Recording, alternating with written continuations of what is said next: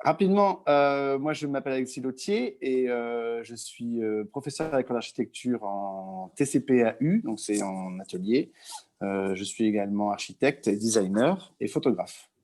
Et on avait déjà organisé un concours avec la métropole et à chaque fois on fait ça en binôme avec l'école.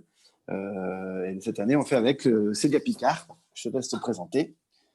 Moi, bonjour. Alors, donc moi, je suis Célia Picard. Je suis enseignante en art et technique de la représentation à l'école d'architecture. J'en connais certains d'entre vous. Et donc, j'ai une pratique de plasticienne qui aussi touche au domaine du design. Voilà. Donc, ça m'amène à participer ici. Et ce concours, il est un peu issu grâce à Delphine et à la métropole.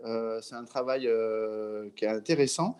On a aujourd'hui un des élus, la vice-présidente de la métropole Méditerranée, Montpellier Méditerranée Métropole, dans le bon sens, qui est aussi déléguée au développement économique et numérique. C'est Madame Emma. Donc, si vous pouvez parler un peu du sujet, ça serait intéressant d'avoir votre point de vue, de donner un peu pourquoi cette dynamique au sein de l'école. On parle d'un certain futur, donc je vous laisse en parler plus vivement si vous voulez. Merci. Bonjour à tous. Donc, Indemad, je suis ravie d'être ici aujourd'hui parmi vous et de représenter la métropole et son président Michael Delafosse. Donc, depuis quelques années, nous participons, nous sommes partenaires de ce concours parce que nous sommes convaincus que vous êtes les designers de demain. Et dans le cadre de ce que l'on souhaite promouvoir, l'industrie du futur, ce concours fait sens puisqu'aujourd'hui, nous réfléchissons, notamment dans le contexte dans lequel nous vivons, la pandémie, à la nécessité en fait d'intégrer, d'inclure dans l'urbanisme, l'architecture, toutes les valeurs sociétales inclusives, mais surtout environnementales, remettre la biodiversité au milieu de nos quartiers pour pouvoir préserver notre planète. Aujourd'hui, nous avons pris conscience que ce que nous avons effectué, réalisé depuis 50 années, depuis la révolution même industrielle, n'est plus compatible en fait avec cette planète. Et donc tout ce qu'on va devoir construire et imaginer par votre biais devra répondre aujourd'hui à des objectifs en fait qui dépassent tout ce qu'on a pu faire jusqu'à aujourd'hui, et donc d'intégrer davantage l'aspect sociétal, l'aspect environnemental.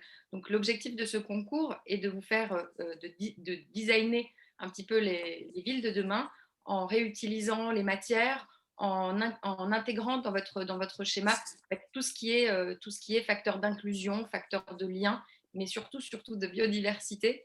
Comment réduire ça, c'est vraiment l'enjeu, l'empreinte carbone dans tout ce qu'on réalise, comment décarboner l'ensemble de nos utilisations, de notre consommation, et forcément, ça passe à travers l'architecture. J'ai lu, je crois, qu'il existait aujourd'hui des bâtiments qui étaient en capacité de capter de décarboner, de capter des particules. J'imagine que ce sont des sujets sur lesquels vous aussi, vous travaillez. Donc, il faut que ce soit beau, mais il faut que ça ait du sens. Et vraiment, aujourd'hui, c'est entre vos mains et on compte sur vous pour imaginer ce monde de demain. Je vous remercie pour ce concours et votre participation. Et je vous souhaite à tous bon courage et j'espère qu'il y aura beaucoup de participants. Les prix sont à la clé. Donc, voilà. Ouais, merci beaucoup. Hein, c'est vraiment important. C'est un partenariat qui est assez riche, puisqu'en fait, grâce à ça, on se connecte à la métropole. Donc, on a aussi accès à des entreprises à travers le service de la métropole. Donc, si jamais vous avez des réflexions, si jamais vous avez des envies, vous pouvez se servir de ce lien-là, quoi. Et ça permet aussi d'avoir un concours très complet, puisque il y a une subvention de la métropole au sein de ce système. Et donc, nous, on a réussi à débloquer là-dessus des fonds qui vont servir à avoir un prix. Moi, je dis toujours des choses très basiques, mais bon, quand on est étudiant, si en plus il y a de l'argent, on est content, quoi. Même si on aime les idées, comme tout le monde, on est assez simple. Donc là, c'est quelque chose d'assez. Enfin, c'est de plus en plus compliqué à se mettre en place et c'est chouette quand ça se fait. Donc, c'est pas le principal. Hein. Vous ne gagnerez pas 1,2 million, ça c'est certain. Mais il y a du travail qui est fait et c'est bien dans cette idée de continuité entre étudiants et aussi entreprises et peut-être vous, futurs entrepreneurs, d'avoir une récompense monétaire. Moi, basiquement, les dates, ça serait autour du 5 février. Ben, le 5 février, on aura une autre présentation Zoom. Le 15 février, on va clôturer les inscriptions. Et le 7 mai, ça serait le jury. On fait ça pour qu'il y ait assez de temps. De façon très technique, je pense que le concours, il est intéressant quand il y a un soutien de notre part. Et c'est pour ça qu'on se met à deux avec Célia et qu'on ne doit pas vous laisser partir comme ça, débrouillez-vous. Je pense que c'est intéressant d'imaginer que c'est aussi un moment pédagogique, c'est pas juste un concours et ça se fait dans l'école, donc il y a ce lien qui doit aussi se mettre en place. Donc le schéma, c'est on va être là le plus souvent possible et en présentiel, si possible. On est d'accord que ça va varier en fonction des capacités, des possibilités données par l'État. Mais l'idée, c'est que nous, on soit des éléments de ressources. Donc, on va organiser des réunions à l'école une fois par semaine à certaines périodes, ou tous les 15 jours, suivant le désir, et on pourra discuter ensemble, vous donner des indications, vous donner des référents, vous pousser, quoi. Vous pousser à un concours qui serait dans du concret. Moi, je suis toujours un peu frustré de voir des concours sur des planches à plat, même s'il y a des bonnes idées, même s'il y a des bonnes choses. J'aime bien et je trouve ça chouette d'avoir du prototype. Et je trouve que ça parle aussi. Je trouve que quand quelqu'un se retrouve face à quelque chose de prototypé, n'importe quoi, ça peut être une maquette, ça peut être des essais, ça peut être des. C'est pas besoin d'être fini, mais l'objet en lui-même, et là en design où on a toujours cette chose-là, et en architecture c'est un peu plus difficile, il parle toujours, quoi. Et vous verrez, je vous montrerai quelques images des anciens concours, ça fonctionne en fait. Et puis même vous aussi, je pense que c'est plus agréable d'un seul coup là de partir un peu en manuel, un peu en réflexion dans le faire.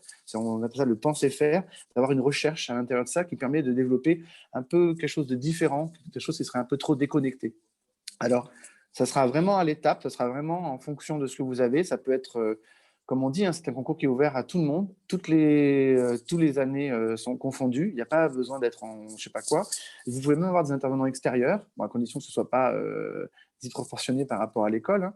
Mais si vous avez besoin d'une ressource sur un intervenant en agronomie, etc., moi, ça ne me pose aucun problème qu'il y ait un agronome qui vienne participer au concours. Au contraire, hein, on est étudiant et même en tant qu'architecte, designer, on aime mélanger les ressources et les discussions. Donc ne vous sentez pas enfermé par le sujet, quoi. C'est même plutôt l'inverse, il est plutôt très très large. Ça peut être aussi une situation qui serait plutôt de l'aide du social. Ça peut être un concours qui donne une réponse sociale ou une réponse physique. Donc, vous avez vraiment toutes les possibilités de vous amuser, de réfléchir à ces questions-là, que je reprends, hein, et qui sont des questions fondamentales. On résume souvent par le upcycling, donc le surcyclage. Donc, c'est l'idée de réutiliser des matériaux d'une certaine façon à la place de les recycler. Ces deux différents termes, recycler et surcycler, amènent deux façons de penser totalement différemment la conception. Le recyclage considère qu'on va détruire un matériau ou on va essayer d'en faire quelque chose, mais vers le bas, en fait. En général, on va prendre du plastique, on va le broyer et on va en faire quelque chose. Mais il n'aura pas la même technologie, il n'aura pas la même capacité, par exemple, d'un certain plastique pour redevenir aussi efficace. Le surcyclage, lui, il a l'idée de dire qu'un élément a une capacité et au lieu de le détruire, on va essayer de le conserver à son niveau. Et donc, du coup, d'éviter un appauvrissement du matériau et de prolonger sa vie plus long, quoi. Et ça c'est des pensées bizarrement, mais assez opposées, quoi. Donc, dans cette idée-là, on prend l'exemple du matériau et du surcyclage ou du recyclage parce que ça me paraît plus évident, mais ça peut s'appliquer à d'autres éléments. Désolé, je suis en train d'essayer de reprendre mon texte. Donc, dans le texte d'introduction qu'on vous a envoyé, parce que c'est toujours intéressant d'être cadré quand même. Ça veut dire que c'est un concours qui est très ouvert, mais c'est un concours qui vous donne quand même une direction. On était parti avec Célia sur un terme, une théorie qui c'est le proof de concept, c'est proof of concept. Ça s'appelle un POC, donc toujours pareil, on aime bien les diminutifs. Et le principe de ces éléments-là, c'est de se dire, et c'est un peu l'idée de la maquette, quoi. C'est à un moment donné comment on peut rendre les choses réelles, une preuve de concept, et du coup les partager à travers ça.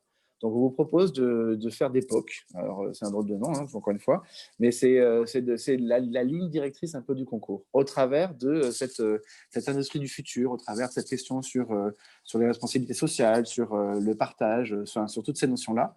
Mais à la fin, on doit avoir cette cette espèce de preuve de quelque chose possible, ce tangible en fait, ce tangible, ce questionnement. À la fin, même si on finit sur une question, on a un petit objet, une preuve, une 3D qui permet de partager et de discuter.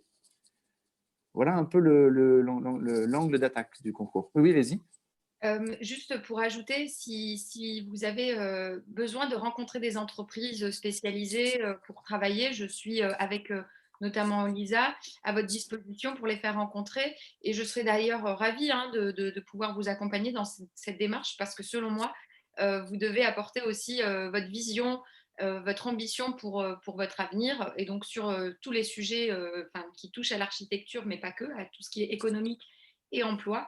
Donc, je vous invite à prendre contact avec Lisa ou moi-même directement si vous avez besoin de compléments d'informations sur le monde économique et sur la vision que vous souhaiteriez amener à travers ce projet. Et en effet, ici, il s'agit de réaliser une preuve de concept. Le POC, c'est une preuve de concept que vous allez imaginer.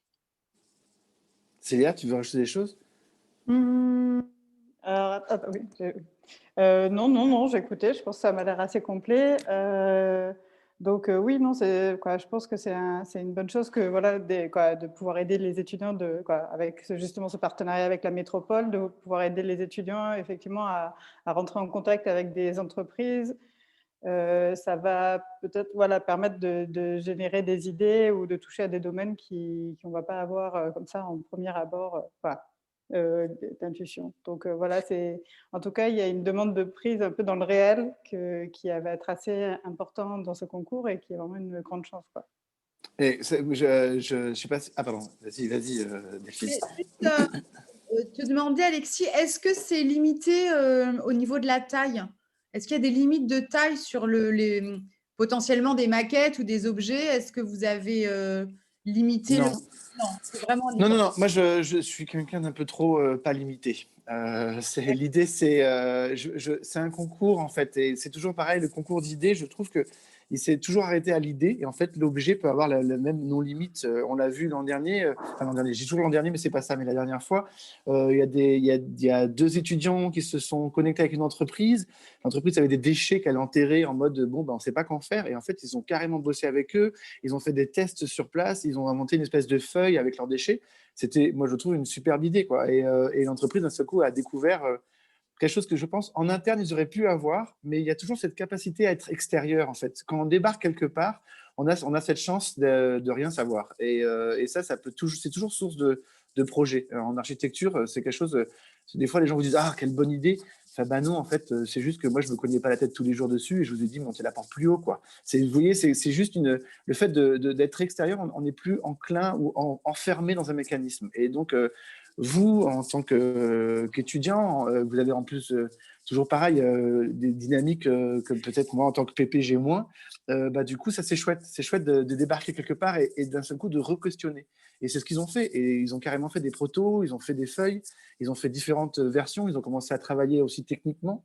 Et après, il y a d'autres groupes, je vais vous montrer, qui eux avaient travaillé sur le déchet et comment retravailler sur un déchet de chantier en fait et comment le réinvestir dans le chantier et arrêter de jeter des déchets de chantier.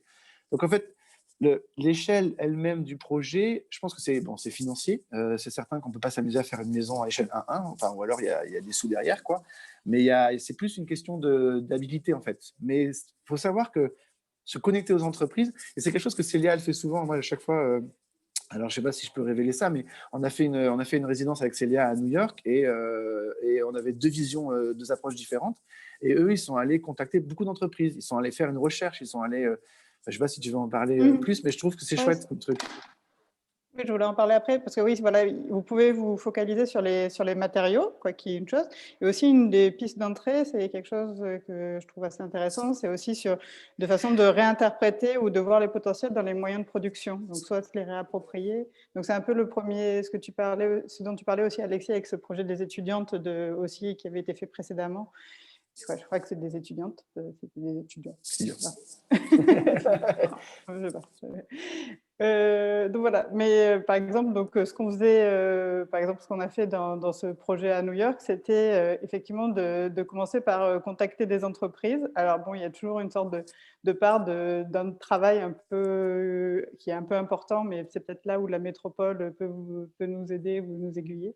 Essayer de voir des entreprises et d'essayer voilà, de sentir avec quels matériaux ou quels moyens elles utilisent pour produire et de quelle façon on pourrait peut-être avoir une marge de liberté voilà, pour créer de nouvelles choses, ou soit en changeant le matériau qui va passer dedans, ou soit en changeant parce que voilà, après il faut voir un peu les possibilités, c'est dans la discussion que on voit les possibilités, et ou ou de changer la forme ou la destination de la chose qui est produite. C'est comme ça. C'est vrai que moi, à chaque fois, je suis étonné. Hein, c'est un gros travail de. Ah, pardon, vas-y. Non, je voulais simplement ajouter, on avait envisagé aussi avec Lisa et la métropole d'exposer à la fin les projets. Alors, en fonction des rendus, en fonction du nombre de projets qui nous seront proposés, mais je pense que ça, on pourra le définir peut-être au fil de l'eau, en fonction peut-être des rendus intermédiaires, et tu nous en feras le retour, Alexis, si tu veux bien. Imaginez peut-être trouver un lieu d'exposition pour présenter les projets, les travaux, enfin voilà, l'ensemble des POC qui auront été fabriqués. Oui, c'est à la fin, il y a une expo. Même nous, hein, on va concevoir ça pour une expo parce que tout ce travail est intéressant s'il est partagé. C'est intéressant pour vous, c'est intéressant pour la métropole, mais c'est encore plus intéressant pour le grand public. Et je pense que c'est quelque chose, c'est toujours pareil, si c'est possible de le faire, etc. Mais ça donne aussi un but, en fait. Et ça donne aussi une visibilité. Et c'est toujours quelque chose de chouette de se retrouver à faire son petit truc dans son coin, à dire « oh, tout va bien ». Et puis là, on le lâche un peu à la nature. Et puis, il y a des gens qui regardent et qui vous donnent des points de vue totalement différents. Et ça, c'est chouette pour vous parce que c'est un objet qu'on a conçu, comme un film, comme un média qu'on fait. Le confronter au grand public, c'est le confronter à son idée, c'est confronter aussi sa capacité en fait, à produire quelque chose dans une certaine époque. Et ça, si on ne fait pas ça, bon, on est entre soi, entre designers, architectes, et on peut s'amuser pendant des jours et des jours, et il nous manque cette facette-là. Et là, grâce à la métropole, on peut avoir cette facette. Donc oui, la présentation, elle est aussi pour vous. Elle n'est pas que pour une publicité ou je ne sais pas, un truc comme ça, quoi. C'est un moment toujours touchant de voir des gens qui vous donnent son point de vue, qui sont emballés ou pas, qui adhèrent à des valeurs que vous avez proposées. Ça vous réconforte vous aussi. Et ça arrive vraiment dans une école. Dans une école, on est plutôt dans la recherche, on est plutôt dans des questionnements, en projet, etc. Et des fois, ça s'arrête aussi. Et c'est bien que ça s'arrête et qu'il y ait des points de vue comme ça. Donc, cette présentation d'exposition, c'est sûrement le moment de la remise des prix. C'est un moment de partage qui est bien, qui est très, très bien. Je peux vous montrer quelques images de référence, si vous voulez. Si je prends le partage d'écran. Et en même temps, vous pourrez poser des questions.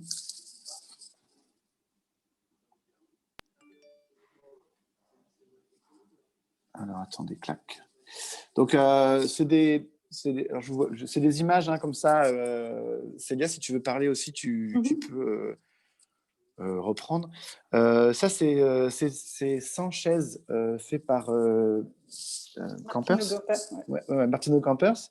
Ça a quelques années, hein, mais c'est des référents qui nous touchent beaucoup. Donc, il a un travail comme ça de créer, moi j'appelle des petits monstres de design en mixant, en ajoutant, en réparant, en multipliant des objets. Et c'est un peu pour moi une image assez efficace du upcycling. Ça veut dire quelque chose qui est cassé, en fait, n'est jamais cassé. Donc, on peut s'asseoir dessus, Maintenant, il faut juste le stabiliser quelque part, quoi.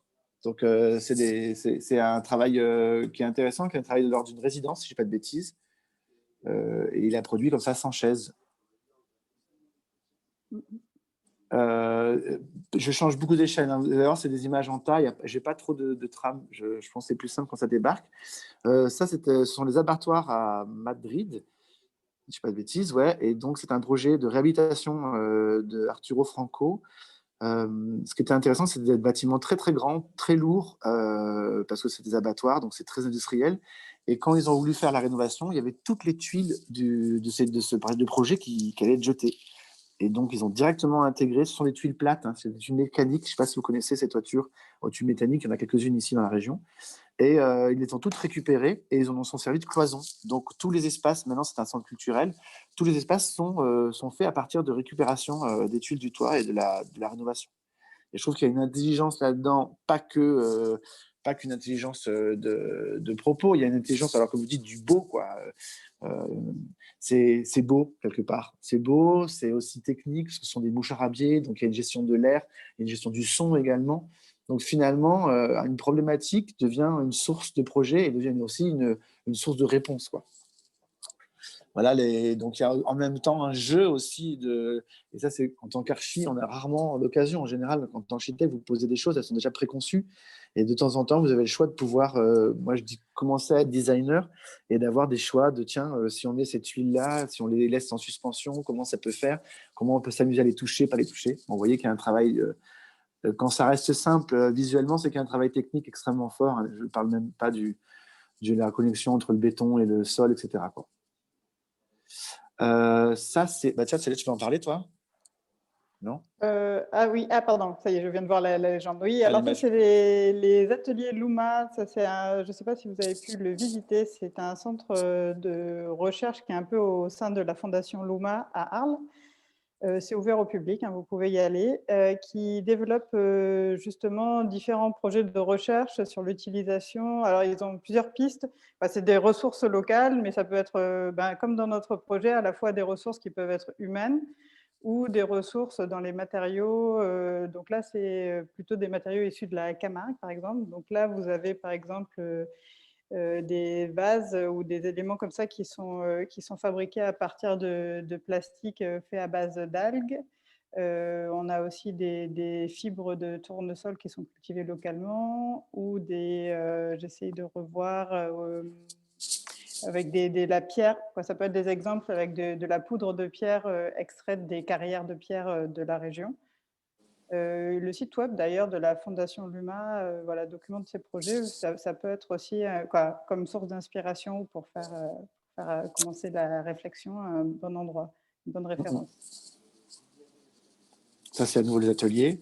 Voilà, c'est les ateliers. On voit d'ailleurs les différentes les machines, les expériences. Ce qui est intéressant, c'est qu'ils mélangent vraiment des choses qui peuvent être à la fois techniques, de l'impression en 3D, de choses, des choses numériques et des techniques traditionnelles locales, avec investissement de l'artisanat local qui peut être quelqu'un qui répare des voitures, des savoir-faire locaux, qui peut être un potier ou quelqu'un qui répare des voitures, je veux dire.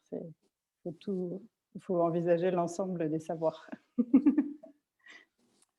Ah. C'est encore autre chose. Ouais, ça c'est un projet aussi qui avait été fait dans le cadre de la London Design Week 2019, je dirais. C'était sur le plastique justement et sur les différentes utilisations du plastique. Et là, ça c'était un projet fait par un duo qui s'appelle Soft Baroque, un travail très intéressant. Mais là, celui-là, c'était donc d'utiliser le plastique qui est utilisé par exemple dans les machines, donc ce qui est normalement un déchet, ou juste en fait un déchet corollaire à l'industrie. Donc c'est juste la partie du plastique quand on va purger les machines ou quand on lance une production, il y a toujours une partie comme ça qui est sortie de la machine et jetée normalement, ou pas utilisée. Et là, eux, ils ont décidé de le récupérer et d'essayer justement de montrer la beauté de ce matériau et d'en faire cette étagère. Je pense qu'il y a des chaises aussi, des choses comme ça. Mais je sais pas si j'ai les chaises. Non, ça, c'est encore autre chose. Ouais, ça, c'est aussi d'en sortir d'une logique traditionnelle. Donc là, par exemple, on peut imaginer comment on pourrait utiliser des chutes d'un matériau souple que normalement on va peut-être avec des techniques qu'on va peut-être normalement associer à la maroquinerie, mais pour en faire du meuble. Ça peut être là. Ah, ça c'est. Je te laisse aller. C'est le maximum. Ils ont un peu dans la même logique que l'étagère. En fait, il y a à chaque fois que vous lancez une industrie, vous devez faire un test print, l'industrie plastique. Hein, donc dès que vous faites de l'injection, comme les chaises en plastique de jardin magnifiques, là, vous avez un pré-test pour voir si la machine ou si le plastique est à bonne température, bon, je sais pas quoi, technique. Donc c'est une espèce de galette à la base, et on voit là le dessous de la galette blanche. Vous voyez, il y a plein de tests, des trous, des cônes, si on on écrivait pour voir un peu la standardisation du plastique. Et en fait, au lieu d'en faire des galettes qu'on jette, Maxime a débarqué et a dit, mais si on pouvait, à chaque fois qu'on fait cette galette de test, en faire un petit tabouret, ça serait quand même un tabouret pas perdu, et du plastique de conserver. Donc, Maximum, c'est une boîte aussi assez intéressante.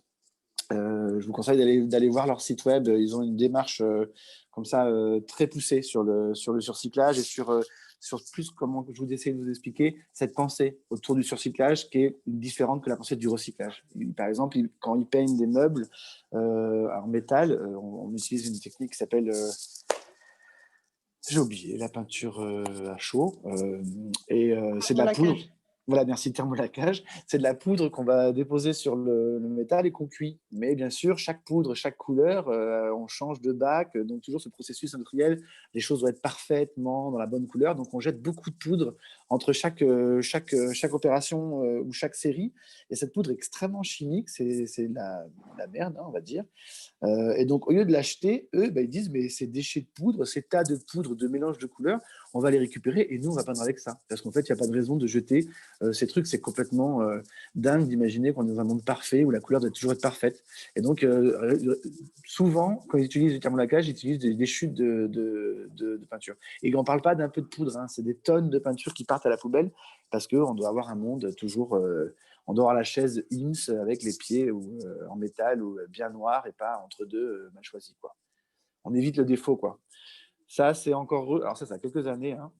Ils avaient été contactés par la mairie de Paris, je ne sais pas de bêtises, pour rénover une salle de travail, de bureau. Et donc, eux, ils sont allés chercher des objets en poubelle. Donc, ils se sont servis du service administratif. Et donc, ils ont trouvé qu'il y avait des encombrants au sein de la mairie de Paris qui récupéraient des tonnes de choses. Donc, ils sont allés voir les encombrants. Et dans les encombrants, il y a toutes les choses que les gens ne servent plus, des chaises, des éléments.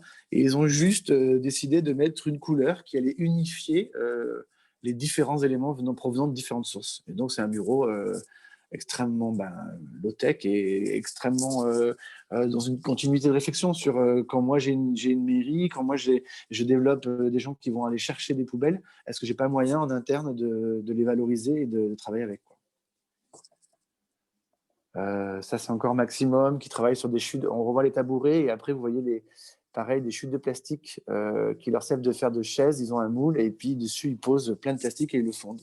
Et ça fait des chaises. Et le tabouret en bois, là, c'est pareil, ce sont des bouts de bois de récupération. Je ne sais plus de quelle industrie, mais qui permettent de faire un produit totalement issu de chutes. Mais contrairement au recyclage, on est en surcyclage, puisqu'en fait, l'objet, au lieu d'être détruit, il est monté, on conserve la typologie du bois. C'est-à-dire que ce bois-là, classiquement, on l'aurait détruit et on aurait fait des plaques d'OSB. L'OSB, c'est ce bois-là en particules qu'on se sert pour beaucoup dans le bâtiment. Mais finalement, c'est plus du bois, c'est de la fibre avec de la résine, et puis c'est tout, quoi. Tandis que là, avant de devenir une fibre avec la résine qui a plus cette capacité technique, on conserve la capacité du bois naturel à être résistant. En assemblage, on voit, c'est un assemblage en pyramide et en triangle qui est un peu mécanique comme fonctionnement, et on arrive à avoir des fauteuils qui vont durer quelques années encore plus, quoi. Ça, c'est Nathalie Crassé. Oui, c'est aussi un projet pour l'utilisation de petits segments de bois, parce que souvent aussi le bois, on a besoin de grands segments, et il y a beaucoup d'essences d'arbres qui sont pas utilisées parce qu'elles ne peuvent fournir que des petits segments, en fait. Donc là, c'était d'essayer de repenser un mobilier qui puisse utiliser ces petites parties. Donc là, on est avec du bois je sais qu'il y a de l'abricotier dedans. Mais enfin, voilà, ça peut être aussi... c'est une idée intéressante sur comment peut-être le fait de repenser les objets permet d'utiliser des matériaux qui normalement ne sont pas utilisés et juste utilisés comme bois pour brûler, quotidiennement. Ouais, c'est extrêmement intéressant, hein. C'est toujours cette recherche. Ça veut dire l'industrie maintenant s'est adaptée à, moi j'ai passé les années 80, hein, à une espèce de production de masse en oubliant beaucoup de choses parce qu'on part toujours sur un but et on a des valeurs extrêmement ordonnées. Et finalement, des choses qui étaient avant, hein, avant on jetait pas les bouts de bois et on s'en servait, on peut aussi maintenant reprendre cette industrie-là et lui dire, regardez, vous avez ça, travaillons avec, et ça génère également un esthétique, un design, une culture, et c'est intéressant, quoi. façon plus classique et pour vous montrer en fait le niveau d'échelle du concours, à quel point il est ouvert, hein, puisqu'on est aussi en école d'architecture, il ne faut pas l'oublier. Ça, voilà, ce sont des éléments de dépose d'un bâtiment, des portes qui ont servi de seconde façade à un hangar. Il y a encore eux qui a fait un bâtiment exemplaire comme ça devant la mairie de Paris pendant une époque avec à nouveau des portes d'un immeuble qui a été rénové, d'un HLM rénové. Bon, ça veut dire que nous, on n'est pas. Si vous avez d'un seul coup, si vous trouvez un ensemble de choses qui pourraient être une nouvelle matière pour devenir un nouveau isolant ou je sais pas quoi en archi, bah allons-y quoi. Il y a pas le sujet s'arrête pas là quoi. Le sujet, c'est vraiment comme vos ressentis, vos contacts hein, également. Vous avez des contacts autour de vous qui peuvent servir de début de réflexion quoi. Le petit tabouret. Oui. Juste sur les recyclages, peut-être à ceci près que ça ne va pas être l'anecdote d'avoir trouvé une porte qui va être intéressante, mais peut-être un déchet ou quelque chose qui va être assez systématique et d'essayer de voir comment on peut l'utiliser. Oui, ça pose vraiment la question de la ressourcerie. Ça, c'est quelque chose qui n'est pas encore mis en place assez dans nos systèmes. Mais là, allez voir les Belges Rotor, qui sont les premiers, mais ceux qui ont le plus, on va dire, documenté, diffusé, et puis réfléchi, et surtout un travail de diffusion assez fort hein, sur leurs recherches. Mais Rotor, voilà, ça fait des années que maintenant, ils ont carrément des hangars qu'ils utilisent même en surcyclage, parce qu'ils cherchent des hangars qui sont en entre-deux pour pouvoir déposer, parce que le stock demande de récupérer, la recyclerie, mais demande aussi d'entreposer. Donc, c'est un travail très coûteux et très difficile à mettre en place. Donc, il faut aussi avoir une réflexion un peu poussée. Mais du coup, vous pouvez très bien, dans le cadre de n'importe quel projet, aller sur le site de Rotor et ils ont un catalogue online et vous pouvez acheter des poignées de porte venant de je ne sais pas où, des éléments qui pouvaient intégrer vous aussi dans votre projet. Des lampes, régulièrement, moi j'y vais, je regarde aussi parce que des fois, dans des projets... on cherche des poignées de porte, des poignées un peu jolies pour des cuisines et on ne trouve rien de contemporain. Et finalement, il y a cette petite poignée années 30 magnifique qui ne vendent pas si cher et on est content de l'avoir. Donc, c'est un vrai catalogue, quoi, une vraie ressourcerie. Quoi. Mais, oui, d'ailleurs, le cadre Rotor est intéressant parce qu'à un moment aussi, ils ont eu des phases où ils proposaient justement de ne pas avoir une recyclerie, mais un réseau d'établir plutôt des cartographies d'entreprises qui pouvaient être ressources. Donc, oui, pour éviter le coût, quoi. Ouais. Mais je veux dire ça, pour les étudiants, ça peut montrer les différentes façons d'aborder le concours. Ça à plus grande échelle. Que la métropole propose à l'ensemble des entreprises qui produisent des choses qu'on ait une réflexion sur la manière dont on peut les aider à gérer leurs déchets. Est-ce que ça serait envisageable peut-être ça également sur l'ensemble des entreprises que vous avez, de leur proposer une visite des étudiants pour regarder leur production et quid de leurs déchets. Parce que je me dis qu'en regardant comment ça se passe, ils peuvent à ce moment-là avoir des idées. Tout à fait, c'est une très bonne idée, je trouve. On réfléchit actuellement à comment accompagner en fait les entreprises, notamment par d'autres entreprises, pour la gestion de leurs déchets, le tri, etc. Mais là aussi, les étudiants peuvent amener peut-être un regard neuf, nouveau, proposer des choses au niveau du processus. Donc, je suis preneuse puisqu'on est à la réflexion de ces sujets-là pour ne pas exporter ces déchets, voilà, toujours dans l'optique de réduire sa consommation carbone. Et donc, comment faire du surplace, du recycling ou voir comment on peut les gérer. D'accord, super. Bon, on organisera ça alors à ce moment-là. Ok, super. Avec plaisir, super. C'est une bonne idée. Bon, ça, c'est un autre exemple, hein, encore une fois, d'échelle. Hein, donc, c'est OnePan. C'est la OnePan technique, pardon. Donc, c'est un archi qui fait un projet en Chine. Et en fait, c'est connu, hein, c'est traditionnel. Les murets en Chine, là-bas, dans cette région, les petits murets qui séparent les jardins sont faits de trucs, de ce qu'on ramasse en fait. Il n'y a pas, et donc ils sont composés d'un bout de brique, de bout de bois, d'un peu de pierre, d'un peu de béton qui traîne. Ils ont ce truc-là si on fait une séparation, on n'a pas besoin d'acheter un matériau. Et donc lui, il a fait puissance 10 de ça. Il en a fait un projet d'archi où il a récupéré plein de matériaux pour pouvoir à la fois faire du contemporain avec le béton et avoir cette technique one pan autour de certains éléments qui étaient présents sur le site, quoi. Je ne sais pas si on continue, ça fait beaucoup. Ça c'est nous et c'est vous. C'est l'expo qui s'est faite il y a quelques années avec les étudiants. On voit en premier plan, je vais zoomer, 2 étudiants qui qui voulaient travailler d'abord sur le déchet industriel des destructions faites par le bâtiment et qui sont descendus un peu d'échelle et qui ont proposé un service. Donc l'idée, c'était à un certain moment du chantier où on sait qu'on peut récupérer des gravats qui sont utilisables, hein, comme le plâtre, des choses comme ça ne sont pas utilisables, sont très difficiles à utiliser, mais la brique, la pierre.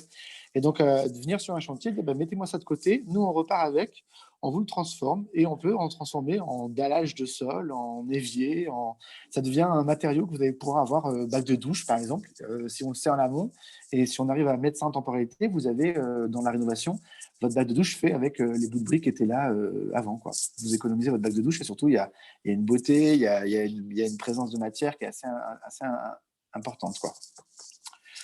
Donc c'était plus un service qu'un projet, mais elles ont passé du temps à l'atelier maquette, elles sont carrément parties en folie là-dedans à essayer de produire des objets pour qu'on comprenne. On fait des plaquettes, elles sont bien amusées. On a essayé de les intégrer à un projet d'archi, mais c'était avec moi et les clients, on n'a pas réussi à travailler ensemble finalement. Donc on n'a pas réussi à le rendre concret, mais on était à 2 doigts près de le faire, quoi. Donc ça c'est dommage. Encore des photos. Oui. Vas-y. Je pense aussi, ça, pour les étudiants, c'est une façon aussi de peut-être aller demander des informations à d'autres enseignants, en fait, à avoir une approche justement transversale des études. Parce que par exemple, ce genre de recherches sont menées aussi dans l'école par des enseignants. Là, je pense à Philippe Devillers qui fait des recherches comme ça sur la réintégration de matériaux. Donc voilà, essayer d'utiliser les ressources qu'on a dans l'école aussi, qui sont importantes en connaissance. C'est sûr que qu'on n'est pas, nous on est 2 représentants de l'école, on n'est pas les uniques, quoi. Notre idée, ça sera de diffuser au maximum et de vous apporter un maximum de ressources autour de vos questionnements. Ou de vous orienter aussi, de dire vous devriez aller demander ici ou voilà, on va servir de notre expérience pour vous montrer comment on va mener à bout un projet comme ça. Peut-être ça serait intéressant, mais ça je sais pas, j'y pense maintenant, quand tu dis ça Célia, c'est de dire tiens, peut-être aussi on peut lancer, nous on a peut-être une fiche contact avec la métropole et on pourrait peut-être vous envoyer les sujets qui sont traités et si vous avez des rebonds, on pourra aussi se servir de vos ressources aussi. Ça peut être une bonne chose, quoi. C'est les 2 autres étudiants qui ont fait aussi un travail que je trouvais assez intéressant aussi. C'est ce matériau, ce déchet, en fait, ce sont des petits bouts de plastique d'une entreprise qu'ils ont réassemblés. Donc, ils ont fait des tests. On voit les 4 plaques en haut, en colorisant, pas en colorisant, en cherchant à voir les résistances que ça avait et tout. On voit là-bas au bout, ça c'est tout en haut, les fibres, ce sont le déchet initial. En le découpant, on arrive à avoir ce petit amas de papier. Et ensuite, alors ils l'ont appelé le polystrate. Et après, on avait ces matières-là, quoi, qu'ils ont totalement inventées grâce à gros concours et grâce à l'énergie produite par cet entretien avec la métropole. C'est pas allé au bout. Il y a eu des problèmes avec le jury. C'est assez rigolo de voir comment les gens interprètent aussi les choses. Mais c'est un super travail. C'est un travail très, très approfondi. Je crois que j'ai fini là-dessus. Je rends l'antenne, comme on dit.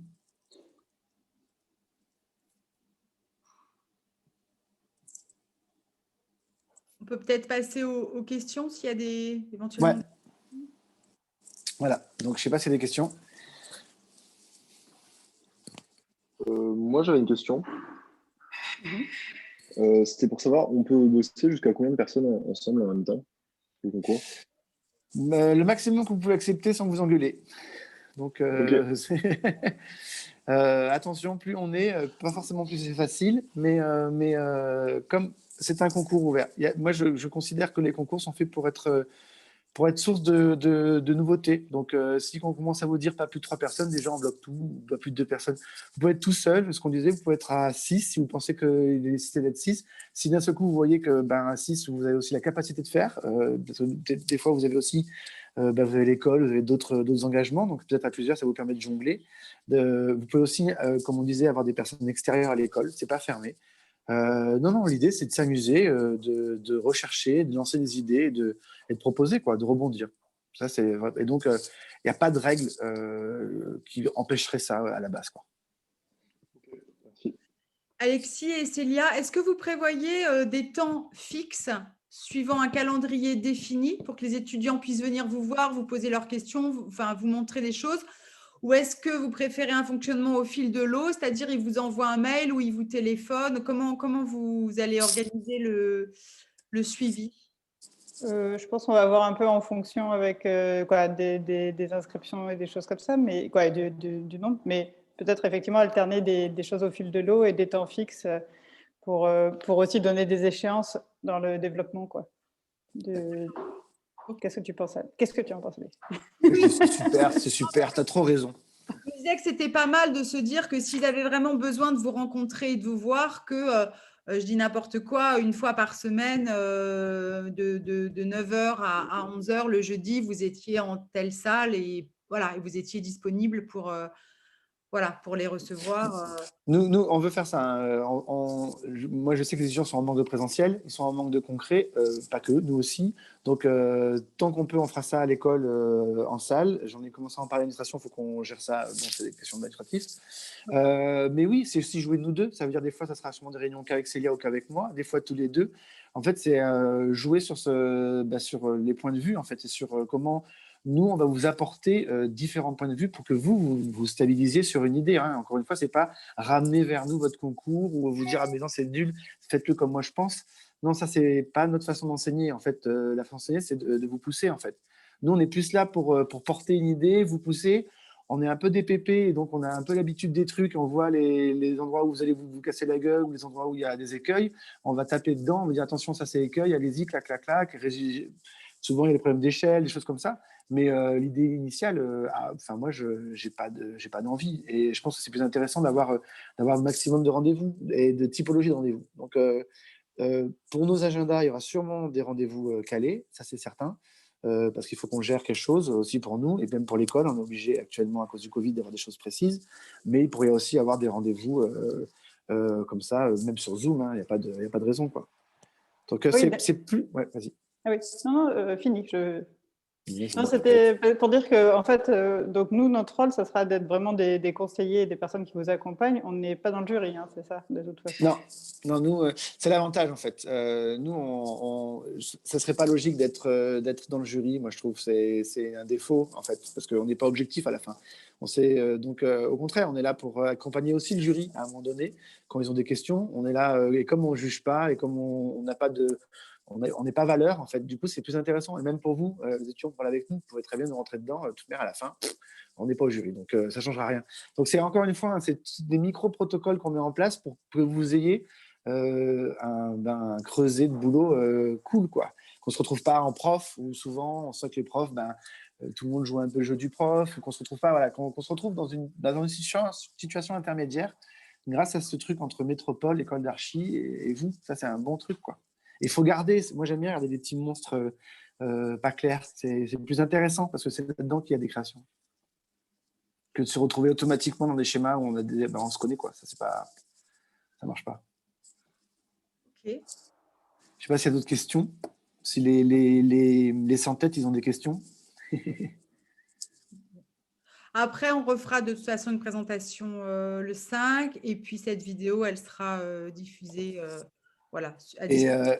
Et on mettra aussi nos mails. Hein. Vous pourrez nous envoyer des questions par mail pour commencer. Il n'y a pas de problème. L'idée, sincèrement, c'est de profiter de cette énergie-là et d'essayer moi, je dis toujours, hein, de s'amuser avec ça, quoi.